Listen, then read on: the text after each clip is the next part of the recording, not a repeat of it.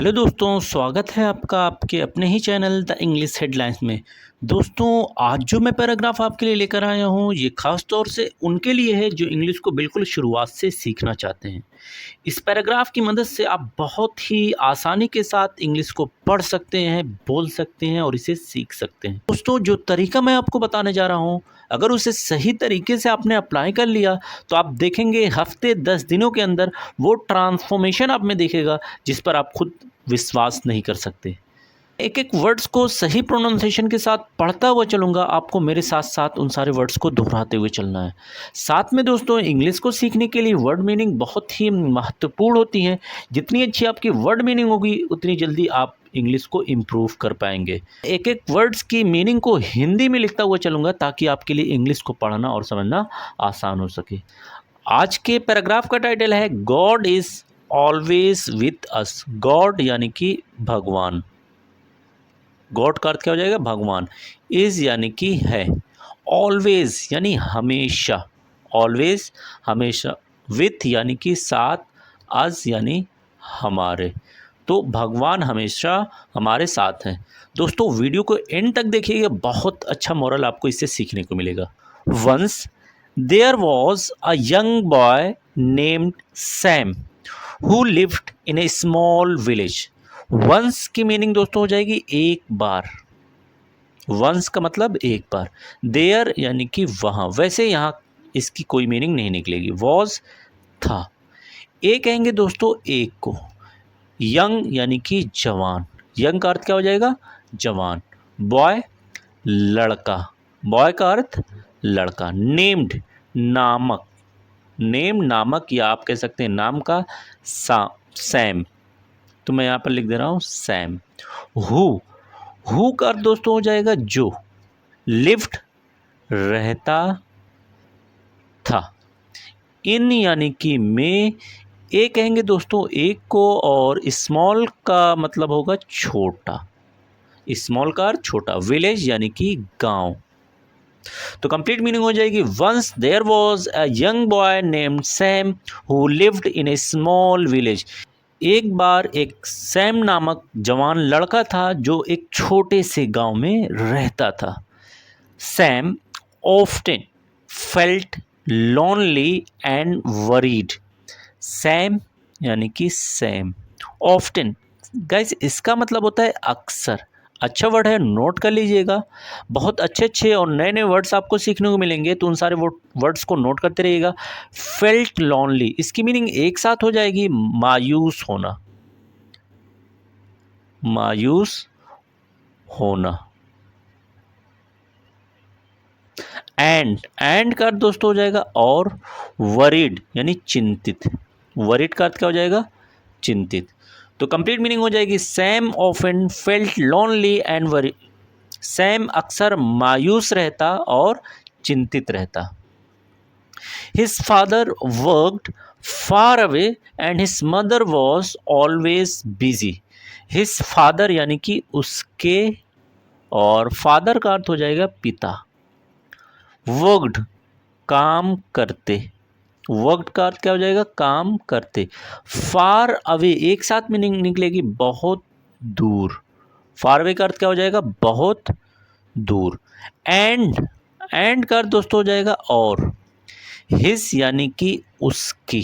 His का अर्थ उसकी। Mother यानी कि माँ। वॉज थी। ऑलवेज हमेशा। बिजी यानी कि व्यस्त। बिजी का अर्थ क्या हो जाएगा? व्यस्त। तो कंप्लीट मीनिंग हो जाएगी his father worked far away and his mother was always busy. उसके पिता बहुत दूर काम करते थे और उसकी माँ हमेशा व्यस्त रहती थी, बिजी रहती थी। Sam didn't have many friends and he often wondered if anyone cared about him. Sam didn't simply इसका मतलब हो जाएगा नहीं। हैव पास था। डिड हैव यानी पास था। मेनी यानी कि कई, और फ्रेंड यानी कि दोस्त। एंड का दोस्तों हो जाएगा और। ही यानी कि वो यानी कि सैम। ऑफ्टन अक्सर क्या हो जाएगी मीनिंग? अक्सर। वंडर्ड सोचता रहता, वंडर्ड का अर्थ क्या हो जाएगा? सोचता रहता। इफ अगर या यदि भी आप कह सकते हैं। एनीवन का अर्थ हो जाएगा कोई, एनीवन का अर्थ क्या हो जाएगा? कोई। केयर्ड परवाह करना, केयर का अर्थ क्या हो जाएगा यहाँ पर? परवाह करना। अबाउट बारे में, हिम यानी कि उसके। तो कंप्लीट मीनिंग हो जाएगी Sam didn't have many friends and he often wondered if anyone cared about him. Sam के पास कोई दोस्त नहीं थे और वो अक्सर सोचता रहता कि अगर कोई ऐसा है जो उसकी परवाह करे। One day Sam decided to take a walk in the forest. One day यानी कि एक दिन। सैम डिसाइडेड, डिसाइडेड का दोस्तों हो जाएगा फैसला किया। डिसाइडेड का अर्थ क्या हो जाएगा? फैसला किया। टू टेक ए वॉक, एक साथ मीनिंग निकलेगी। टेक ए वॉक का मतलब होगा टहलने, टहलने का। टू का अर्थ क्या हो जाएगा? का। इन यानी कि में और फॉरेस्ट यानी कि जंगल। तो कंप्लीट मीनिंग हो जाएगी one day Sam decided to take a walk in the forest. एक दिन सैम ने जंगल में टहलने का फैसला किया। As he wandered among the trees he felt lost and afraid. As जिस दौरान, जिस दौरान। ही यानी कि वो यानी कि सैम। वंडर्ड, वंडर्ड का मतलब भटक रहा था, टहल रहा था, भटक रहा। अमंग यानी कि में, ट्रीज यानी कि पेड़ों। ही वो, फेल्ट महसूस किया, महसूस किया। लॉस्ट यानी खोया हुआ, खोया हुआ। एंड का अर्थ दोस्तों हो जाएगा और, एफ्रेड डरा। तो कंप्लीट मीनिंग हो जाएगी as he wandered among the trees he felt lost and afraid. जिस दौरान वो जंगल में पेड़ों के बीच टहल रहा था या भटक रहा था तो वो खोया हुआ सा महसूस किया और डरा हुआ सा महसूस किया। The sky was getting dark and Sam didn't know how to find his way home. The sky यानी कि आसमान, स्काई का अर्थ क्या हो जाएगा? आसमान। वॉज था, गेटिंग, गेटिंग का मतलब होता है होना, लेकिन यहाँ पर गेटिंग डार्क यानी अंधकार छाना हो जाएगा, छा रहा। डार्क यानी कि अंधकार या अंधेरा भी आप कह सकते हैं, तो मैं सिंपली यहाँ पर लिख रहा हूँ अंधेरा। एंड का अर्थ हो जाएगा दोस्तों और। सैम यानी कि सैम, डिडंट यानी कि नहीं, नो जानता था, जानता था। हाउ कैसे, हाउ का अर्थ क्या हो जाएगा? कैसे। टू फाइंड पता किया जाए या ढूंढा जाए, पता करना सिंपली मैं लिख दे रहा हूं। हिज अपने, वे कहते हैं दोस्तों रास्ते को, होम यानी कि घर। तो कंप्लीट मीनिंग हो जाएगी the sky was getting dark and Sam didn't know how to find his way home. आसमान जो है, आसमान में अंधेरा छा रहा था और सैम को ये नहीं पता था कि कैसे घर का रास्ता ढूंढा जाए या पता किया जाए। He sat on a rock and started to cry. He यानी कि वो, सैट बैठ गया, बैठ गया। ऑन यानी कि पर। ए कहते हैं दोस्तों एक को और रॉक यानी कि चट्टान। एंड का अर्थ हो जाएगा और। स्टार्टेड शुरू किया, स्टार्टेड शुरू किया। क्राई यानी कि रोना। तो कंप्लीट मीनिंग हो जाएगी he sat on a rock and started to cry. वो एक चट्टान पर बैठ गया और रोना शुरू किया। Just then he remembered what his grandmother always told him। just then, ठीक, then यानी तभी। ही वो यानी कि सैम, रिमेंबर्ड याद किया। रिमेंबर्ड का अर्थ क्या हो जाएगा दोस्तों? याद किया। वट जो, वट का अर्थ यहाँ पर क्या हो जाएगा? जो। हिज यानी कि उसकी, ग्रैंड मदर यानी कि दादी माँ या आप कह सकते हैं नानी माँ, दोनों होता है। ऑलवेज हमेशा, टोल्ड कहती थी, हिम उससे। तो कंप्लीट मीनिंग हो जाएगी, just then he remembered what his grandmother always told him. ठीक तभी वो याद किया जो उसकी दादी माँ हमेशा कहा करती थी या कहती थी। अब क्या कहती थी उसे यहाँ पर डबल इन्वर्टेड कॉमा में दिखाया गया है। God is always with you even when you feel alone. God यानी कि भगवान। इस दोस्तों का मतलब हो जाएगा है ऑलवेज हमेशा, विथ यानी कि साथ, यू यानी तुम्हारे, तुम्हारे, इवन, इवन यानी भी, व्हेन यानी कि जब, यू तुम, फील अलोन अकेला महसूस करना। फील अलोन का अर्थ क्या हो जाएगा, अकेला महसूस करना। तो कंप्लीट मीनिंग हो जाएगी, God is always with you even when you feel alone. तो उसकी दादी माँ ने कहा था कि भगवान हमेशा आपके साथ होते हैं, चाहे तुम कितना भी अकेला महसूस क्यों ना करो। Sam wiped his tears and closed his eyes. Sam यानी कि सैम, वाइप्ड पोछा, पोछा, हिज यानी कि अपने, टीयर्स दोस्तों कहते हैं आंसुओं को, आंसुओं को, एंड और, क्लोज्ड बंद किया, हिज यानी कि अपने, आइज यानी कि आंखों। तो कंप्लीट मीनिंग हो जाएगी, Sam wiped his tears and closed his eyes. Sam ने अपने आंसुओं को पोंछा और अपनी आंखों को बंद किया। He prayed for help asking God to guide him. He यानी कि वो यानी कि सैम, प्रेड दुआ की, दुआ की या प्रार्थना किया, फॉर यानी के लिए, के लिए, हेल्प यानी मदद, हेल्प का मतलब मदद, आस्किंग मांगना या कहना, गॉड यानी भगवान से, टू गाइड, गाइड कहते हैं दोस्तों रास्ता दिखाना, रास्ता दिखाना, हिम यानी उसे।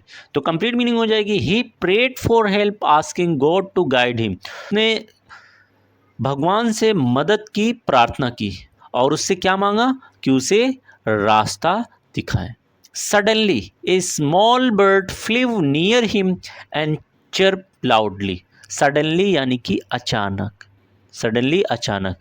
ए स्मॉल बर्ड, ए यानी कि एक, स्मॉल दोस्तों कहते हैं छोटे को और बर्ड का मतलब चिड़िया, फ्लीव, फ्लीव उड़ी, नियर यानी कि पास और हिम यानी कि उसके, एंड का अर्थ हो जाएगा और, चर्प चहचहाई, चहचहाई, चर्प का मतलब क्या हो जाएगा चहचहाई, लाउडली जोर से, लाउडली का अर्थ क्या हो जाएगा जोर से।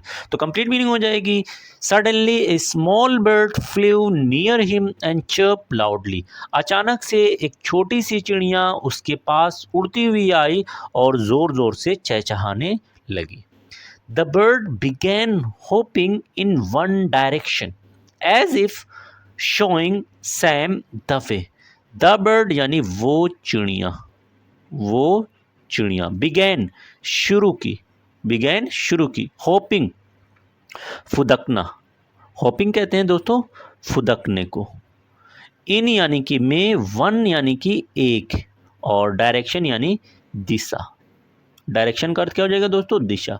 एज इफ जैसा कि, एज इफ जैसा कि, शोइंग दिखा रही हो, दिखा रही हो, सैम सैम को, द वे रास्ता। तो कंप्लीट मीनिंग हो जाएगी, the bird began hopping in one direction as if showing Sam the way.